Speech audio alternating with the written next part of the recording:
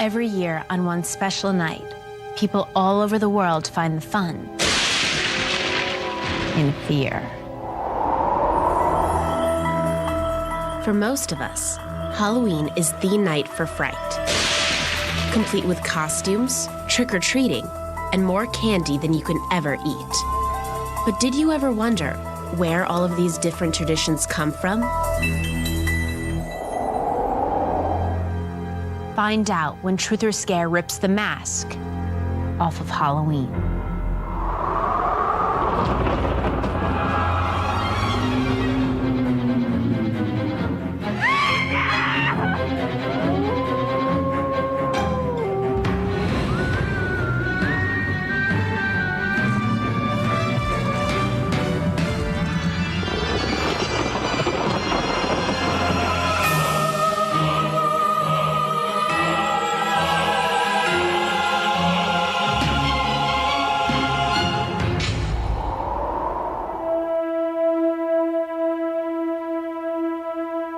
For most of us, Halloween isn't all that scary, right? Witches flying around on brooms? Who actually believes in that? And if you ever run into a demon, it's probably just your little brother in a rubber mask. But the true origins of Halloween go back thousands of years to a time when some people say dark magic and evil spirits were very real. Over 2,000 years ago, people known as the Celts lived in ancient Europe, the British Isles, and Ireland. They had their own languages, customs, and religion, and handed them down from generation to generation. Each year, they would honor their gods and goddesses on 8 different festival days. Their celebrations were led by Celtic priests, known as Druids. Some thought these mysterious men could actually control the forces of nature and even cast magic spells. The Celts' biggest celebration of the year was called Samhain. It was on October 31st, the day we know as Halloween. Samhain marked the end of the summer harvest and the beginning of winter.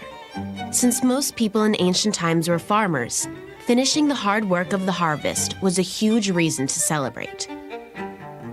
But it wasn't the only one. They also wanted to make sure that they paid proper respect to their gods, who they believed would watch over them during the long, cold, brutal months ahead. Today, we don't celebrate Halloween for the same reasons, but a lot of our traditions started with the Celts. Bobbing for apples, carving pumpkins, and even trick-or-treating can be traced all the way back to those ancient times. And for some, the connection to the past even determines how they live today. Fiona Horn is a witch from Australia. She says that modern witches like her follow the same traditions as the Druids, and that Halloween, or Samhain, is a very important celebration. Halloween, or Samhain as we call it, is considered the time that we can best communicate with those that we love who have departed, those who have gone and who are in the spirit world, because we think the veils between the worlds have lifted and it's the best time to communicate with them. Some might find that just a bit creepy, but Fiona believes there's nothing to be afraid of. To her, the spirits of the next world are fascinating, not frightening. But the ancient Celts didn't think so. They thought that dark spirits could come out on Samhain, and if they did, no one knew what would happen. But they did know this. The legend said these unfriendly ghosts would be afraid of fire, so they would light torches and bonfires, hoping to keep the dark spirits away from the ancient Samhain celebrations. According to the stories, they would dance around the fires and even wear masks, all to give the sinister spooks a major fright. Other theories claim that the Samhain celebrations were all about impressing the ancient Celtic gods, because they believed if the gods were pleased, they would make sure that the crops grew again next year. And just what did it take to impress a Celtic god? Some say it's possible that ancient Druids might have sacrificed live animals in their ceremonies, but others claim that the victims of some Druid rituals weren't just animals, but humans. Even though most witches today don't believe the hideous rumors, back in the Druids' time, some people did. In the 7th century, Christian missionaries tried to get rid of the traditional Samhain festival because they thought the Celtic celebration might be evil. There was just one problem. Most people in Europe and the British Isles liked their holidays, believing that Samhain honored the dead and kept evil away. They weren't about to stop celebrating on October 31st. So the Christian leaders decided, if you can't beat them, join them. They declared November 1st All Saints' Day, a day to worship all their own holy people, who were known back then as Hallows. Then, the night before was set aside to remember the souls of all the people who had passed away. It was called All Hallows' Eve, a Christian version of the Druid celebration. And since then, the name of this day to honor the dead has been shortened to Halloween.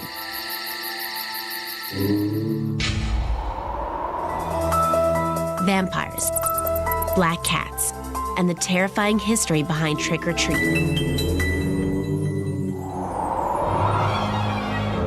Next on Truth or Scare. The Gaggle is back on Discovery Kids. The ancient legends say the Druids were some of the first people to celebrate on Halloween. Could they have ever imagined that one day Halloween would be celebrated by millions? Today, modern witches carry on ancient traditions that were begun centuries ago. But if you think communicating with the dead is scary these days, in medieval times, it was positively terrifying. Back then, people believed that witches were extremely powerful and had a direct link to the spirit world. Some even thought they could fly. It started when a man in medieval England claimed he'd seen a woman on a broomstick soaring past the full moon. Ever since then, witches haven't been able to shake their reputation as high flyers. But it wasn't just about flying. Many people believed witches had other remarkable powers, just as frightening. Like if a witch just felt like it, she could turn herself into a black cat. Legend says that one day, a medieval man was watching a peasant woman, a woman he thought might just be a witch. He claimed that he saw her walk into an alley, and then, a few seconds later, a black cat ran out. The man looked everywhere for the woman, but she was gone. Many people were so terrified of black cats, they did a lot more than steer clear. They'd try to get rid of them. Sounds terrible, right? But cats weren't the only ones being persecuted. If you were accused of being a witch and practicing the mystical arts, the penalty could be death. Witches and Halloween go together like trick and treat, but some say they're not the only ones who come out that night. Think about it. Halloween is a night for remembering the dead, so it only makes sense that vampires would show up for the party. And trust me, vampires is one subject I know a little something about. The legend of the vampire comes from old European folktales. A half-human, half-monster who sleeps all day and then comes out at night to hunt for victims. According to the stories, vampires, just like witches, could change themselves into animals, like wolves and, of course, bats. Like vampires, bats only come out at night, and some species are even known to actually suck blood. So you can imagine how that story got started. In fact, it seems like a lot of the history behind Halloween comes in the form of some pretty strange tales. But the most important part of Halloween today might just be based on true facts. And it's one of the most chilling stories of all. I'm talking about the true origin of trick-or-treating. Trick-or-treating. There are a few different theories about how candy collecting got its start. All right. One tradition came from around 1000 AD in England. when poor people reportedly visited neighbors' houses, begging for small homemade cakes. In exchange for the cake, they agreed to say a prayer for the souls of the neighbors' departed relatives. This was called souling. But others think trick-or-treating comes from another, much older tradition. According to the ancient Celtic legend, everyone in the village would make a special dish to share with their neighbors. Then, everyone would go from house to house and try each other's delicious treats. It was almost like a giant potluck dinner. Sounds innocent enough.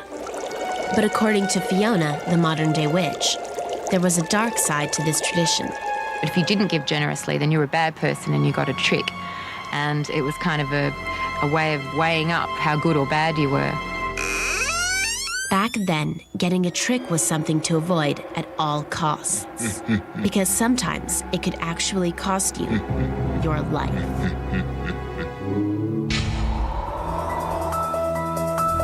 The sacred secrets of the witch's apple, and the chilling tale of the first jack-o'-lantern.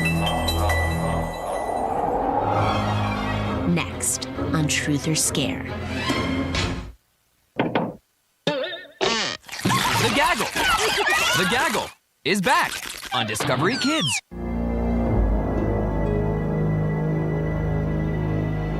Is there anything more innocent than bobbing for apples? How about carving a jack-o'-lantern? Messy, sure, but it's about the most harmless fun you can have. Or is it? Could apples possibly have something to do with witches? Fiona Horn says yes. Modern witches like her believe that apples contain something sacred. The apple is considered a symbol of love and fertility.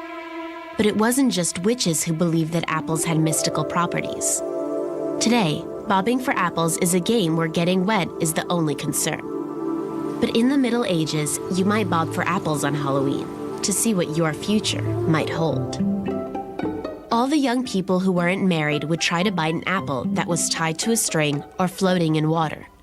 According to legend, the first person who bit the apple would be the next to get married, just like the person who catches the bouquet at a wedding today. Now that's some seriously powerful fruit.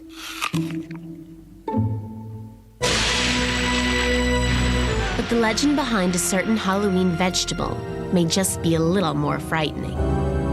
Take a pumpkin, carve it, you've got yourself a jack-o'-lantern. The best ones can make for a pretty scary sight. But that's nothing compared to the terrifying legends of how the tradition started. Some say it all began in the days of the Celts. The Celts didn't use pumpkins in their Samhain celebration. They used actual human skulls.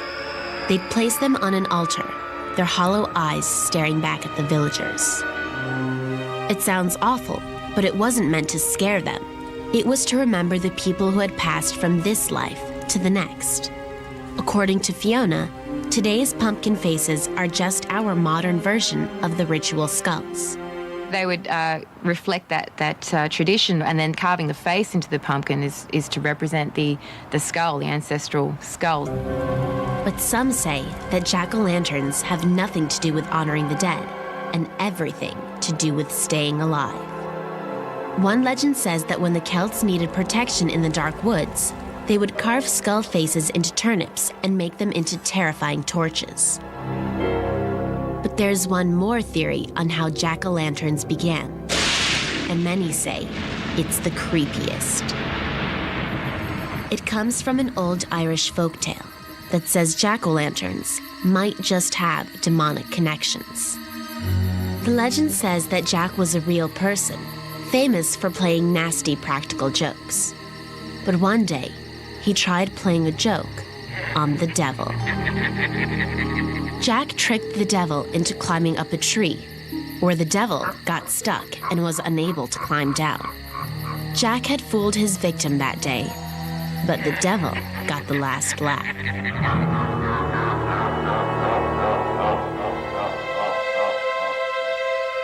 According to legend, when Jack died, his spirit was forced to wander alone through the darkness forever. And to light his way, all he had was a little turnip lantern. Some say that when Irish immigrants came to the United States, they brought this legend with them. And since pumpkins were much more plentiful in the US, they replaced turnips as the jack-o'-lantern of choice. And the rest is Halloween history.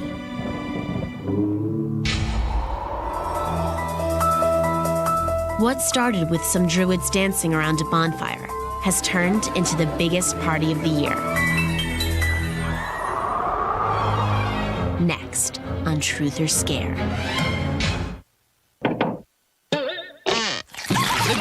The Gaggle is back on Discovery Kids. Despite its ancient roots, Halloween is pretty much a new thing in North America. Irish immigrants brought it to the New World only a few hundred years ago. Since then, it's become one of America's most popular holidays. But if you think the fear factor's gone, think again.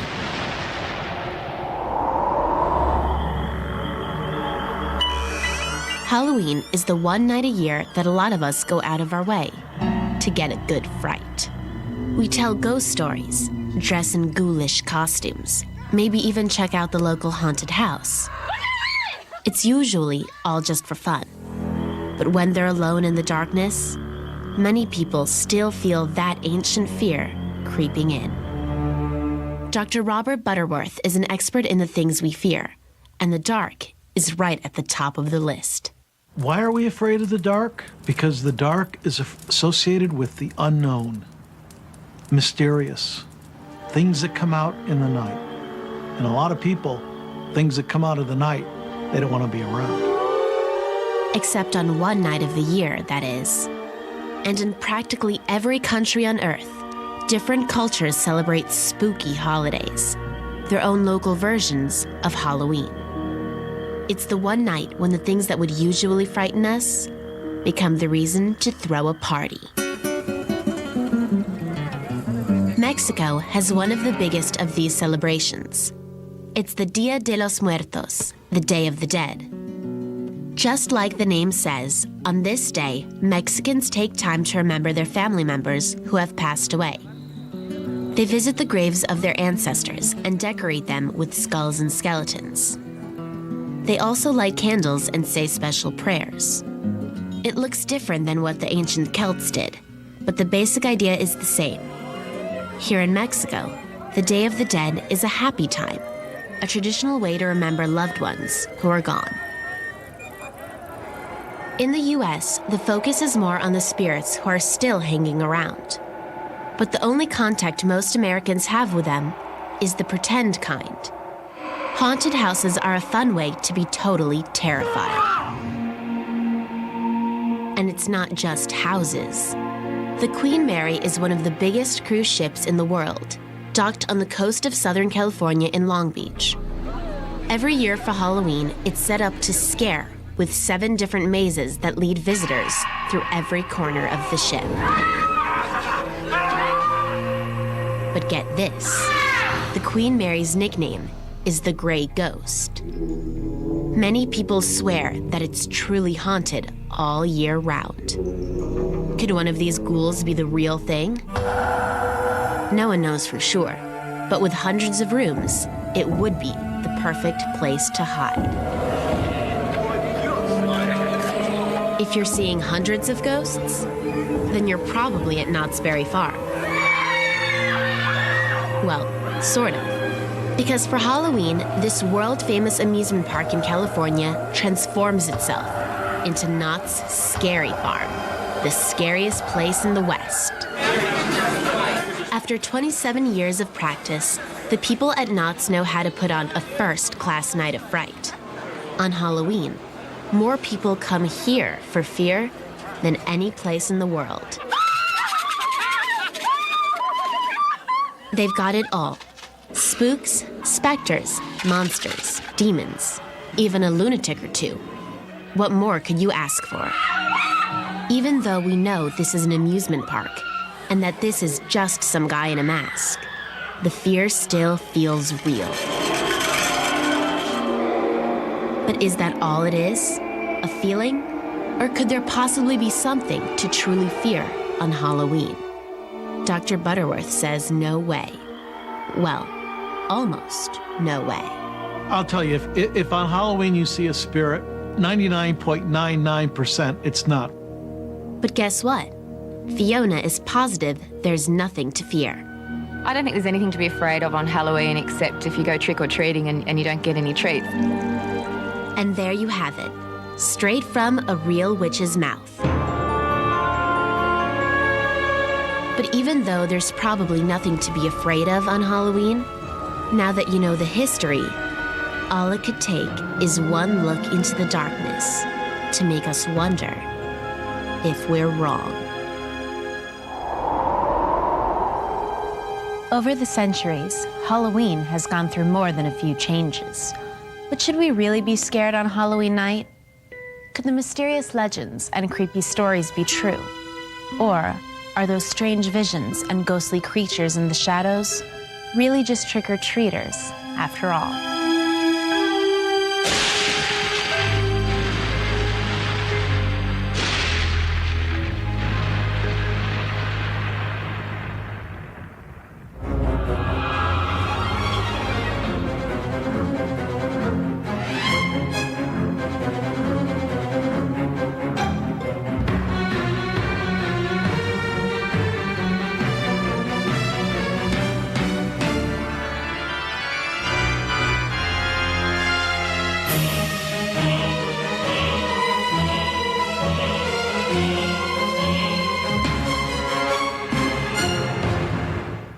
This Halloween,